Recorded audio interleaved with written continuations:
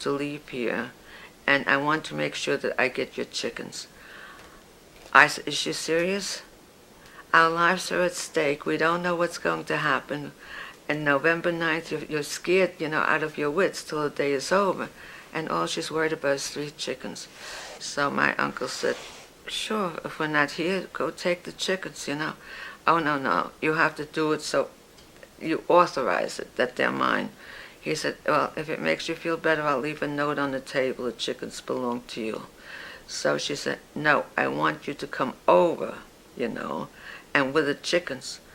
The SS going to wait for him till she gets the chickens delivered?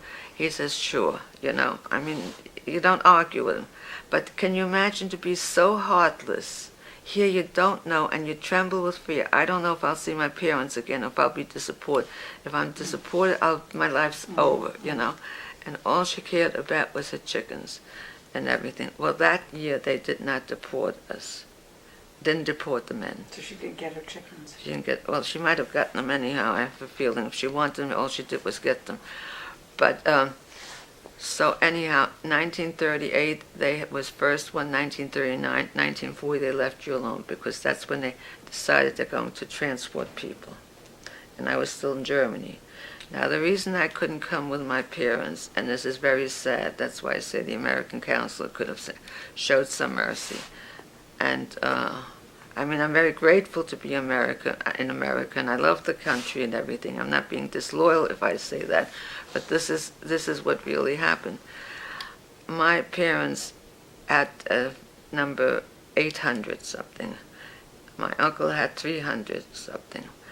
So anyhow, when we were called to the consulate, and they said, you have 2 children, yes.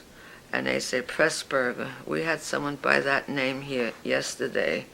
Any relationship? So my dad says, yes, that's my brother.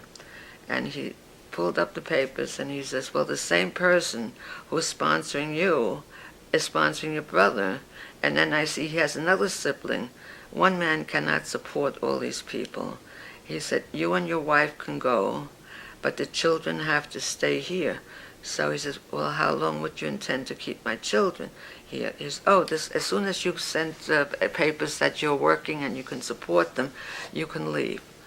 So anyhow, didn't get the visa. And when my mother was in jail at the time, did I get to that part? No. No, okay. So anyhow, that's the way it was. Take it, and my mother said she can't leave without the children. She says, I'm not leaving my children behind, and everything like that. Later on, she didn't have a choice. We had, let me just think for a moment. In 1940, my mother was arrested and taken to the jail. She and another lady.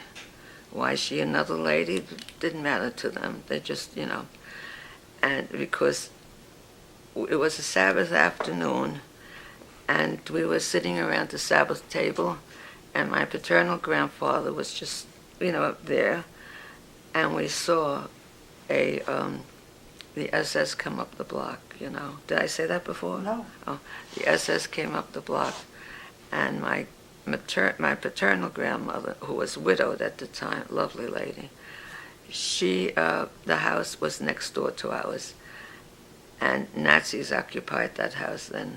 So she came to live with us. So we said, they're going up to, the next house. It's okay. But they came to our house, and they said, Paula Pressburger. We froze. We absolutely froze. And he says, yes, come up to the Rathaus in 20 minutes. We didn't know what in the world they wanted. You got so scared. I didn't cry while my mother was still there, but when she left there, and my father held me in his arms, and he says, it's going to be all right. But he didn't have a clue what was going to happen. So then they let her out. I don't know how my father did, honestly. Whenever he had to get additional papers, he said, please send them by telegram. So I get them, and in those days, you could still, in 38, you could still, and at that year. But later on, that was also taken away. because I don't want to waste any time. Maybe it'll save some time to get my mother out and everything. So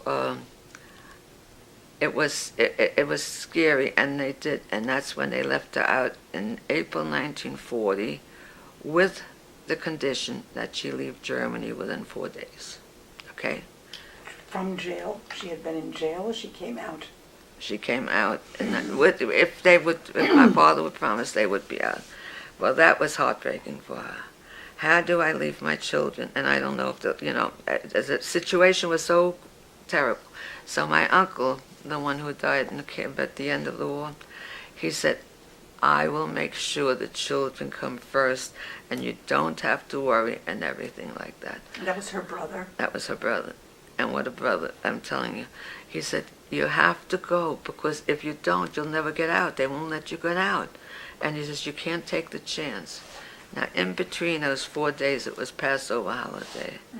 So, can you imagine, we sat at a table, and my maternal grandparents couldn't even come because of the restrictions of not being out of the house after 8 o'clock. So only my maternal grandparents, I'm saying that wrong, couldn't, and that was hard, but they couldn't leave the house. And my father's mother, paternal grandmother, she was there. Everybody was choked up. And when you came to the part where you say, and every year when you say it, it's very difficult. This year we are all here, next year we will be. Oh my God, So anyhow, and then the day after, when the holidays were over, my mother had to leave. And she said goodbye to her parents. I remember exactly the spot they did, and they just hugged each other, and everyone cried. My brother and I went with my uncle. You were allowed to go that. You have to have permission for the most ridiculous things. To the train station. At the train station, they lifted us up so we could kiss our parents goodbye one more time. And they said they would call from Stuttgart. They have to stay in Stuttgart. So that night, when we got on the phone, one person was allowed to have a phone for the whole town. Everyone else had to give it up. And he said, and we always said, goodbye, Mom, goodbye, Dad, because we couldn't talk. I couldn't talk, at least, And the train took off, and